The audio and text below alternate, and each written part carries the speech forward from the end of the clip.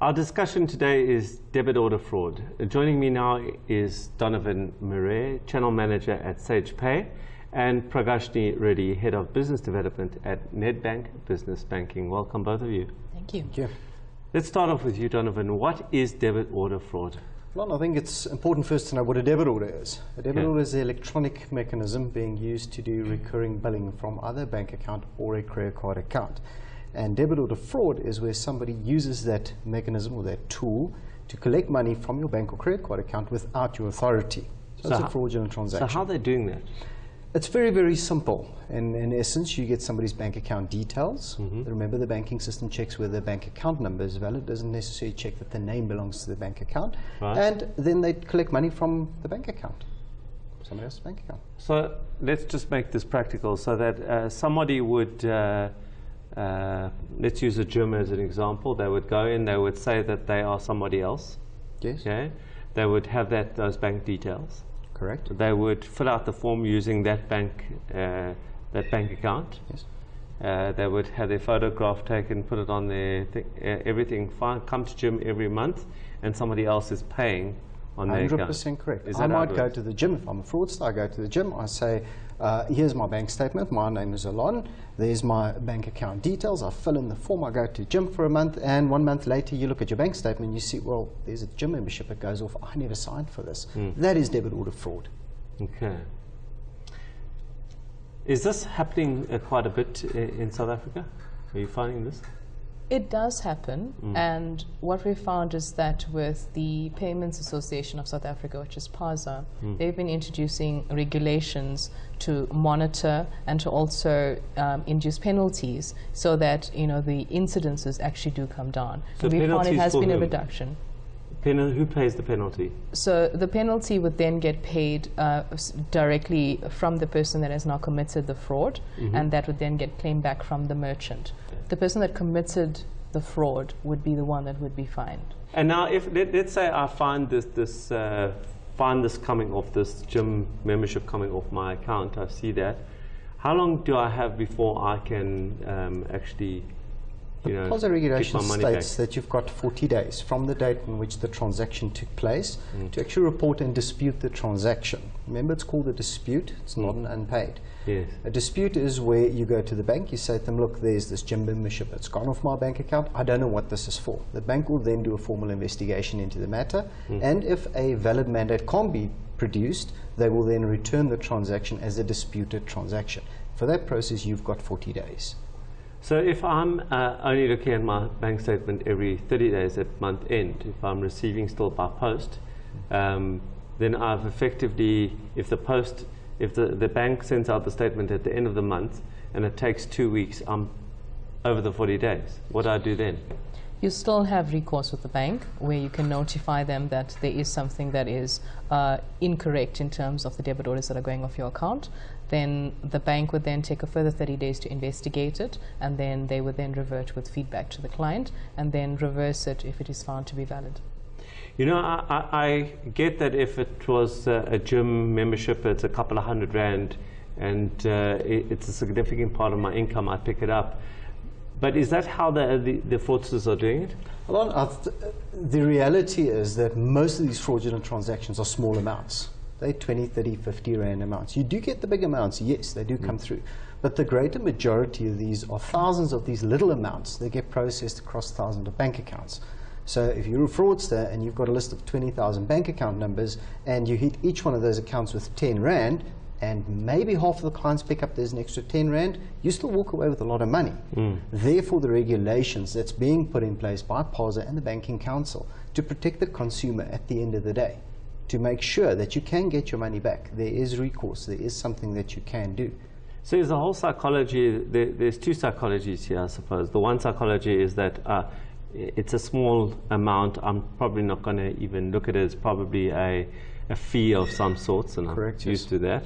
And the other one is that it's just not worth pursuing this person for $20, but they're doing it across thousands of people. Yes. Is that the sort of psychology going on? That is the psychology, yes. But if you look in the banking system as well, if you look at third-party operators and the banking software itself, Once the bank starts getting a couple of queries about the same transactions going through multiple bank accounts, it does raise a flag, and that's the way they pick them up. So the banks have algorithms looking for this kind of fraud, is that right? There's normally a pattern of behavior that gets established, because they would then have an investigation then raised against that specific merchant that these transactions are going through. So what do I do? Do I literally have to take my bank statement and look through it and tick through, I spent that debit order, I know about it. That's what I do? Yes. Yes. Huh? Every month? Every single month. Yes. That's why you've got accounting software that can automate that process for you and can do it for you. And if something does not match, it can actually flag it. But for the ordinary consumer out there, it's going to take 5 minutes out of your month to look at your bank statement and to actually know. Most banks also use electronic notification in the form of SMS and email of transactions that took place. Even debit orders? Even debit That's order, correct. yes. Yeah. So the moment you get that notification and you don't know what it is, contact your bank. Say to them, guys, I've just received an SMS. There's 35 Rand that's gone off my check account. I don't know what it's for. But then I have to fill out all these forms, and do I have to get an affidavit for it? Well, considering that now in a very much electronic world, all the calls are recorded. So as soon as your call through, you'd then be identified, and that recorded call would then be processed as a valid complaint. Okay, well, that's at least some good news. Yes. And then, like, how do I protect myself? Is there anything I, as a small business owner, can do to make myself less vulnerable to this kind of fraud? You can shred your bank statements, number one, and don't try and make your bank account details too publicly available, i.e. don't print your bank account number at the bottom of your invoice. A practical example is we had a customer that one of his disgruntled customers used his invoice and subscribed to services all over the country using his bank account details. So, first of all, he bared the brunt of this because all the transactions were refunded. He had bank charges on it. It was a long process, but a simple thing like giving your bank account details to your clients on demand, that is really worthwhile doing. And then also making sure you dispose of your bank statements in a responsible manner. From debit order fraud to credit card fraud. Next week we'll be talking about credit card fraud, which is very important for people who are doing online transactions. Stay tuned next week for a very interesting discussion on something very pertinent to small business. So today's show was an incredible show once again. We had two common interviews, one with Reggie from Roots Restaurants in Soweto, the other with Saul Mervis from Grill House. Both restaurants, both in very different markets. And what was common about both of them is that the impression by many entrepreneurs that just getting into the restaurant business is easy, it's a low barrier to entry. And for those of you who've been in the restaurant business for a long time will know how difficult it is to stay in business. And very often with low barrier to entry businesses, it's easy to get in but hard to stay. So I thought of, instead of discouraging you from getting into low barrier to entry businesses, I thought I'd give you a couple of tips on what you should be thinking about if you are getting into one of those businesses. First to market is of course very important, and if you are entering a market which is low barrier to entry, first to market is very important, because then you can establish yourself as the brand in that industry. That must then precipitate you to move to scale. And what we saw in Saul's business was that he had then scaled that business. He had grown it from one grill house to two grill houses, then different brands, then different parts of the value chain. He expanded his business. He used scale as a way to differentiate himself and a way to keep in that market. The third thing is, of course, brand and building your brand and emphasizing your brand a lot. You will see that the companies in low barrier to entry markets will spend a disproportionate amount of their budget on their brand and their brand value to the market, so that people, when making a decision whether to use a competitor yourself, will be more likely to be using yourself.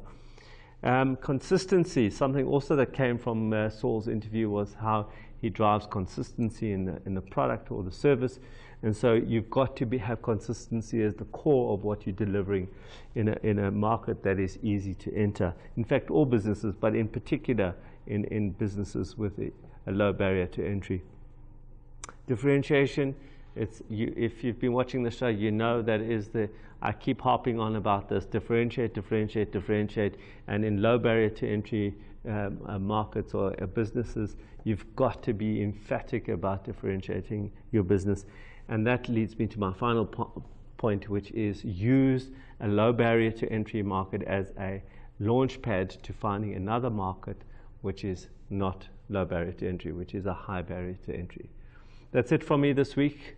And remember, if you think it, write it down and make it a reality.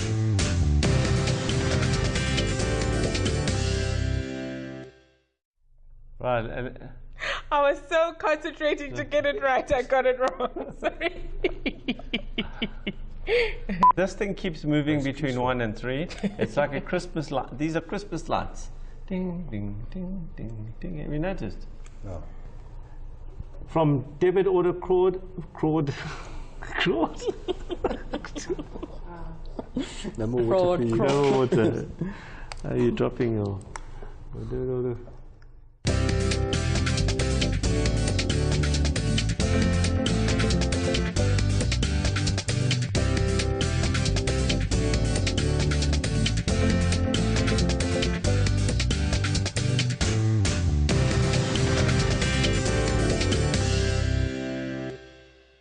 The Big Small Business Show was proudly brought to you by the South African Institute of Chartered Accountants. Develop, influence, lead. And MTN Business. Your success is our passion.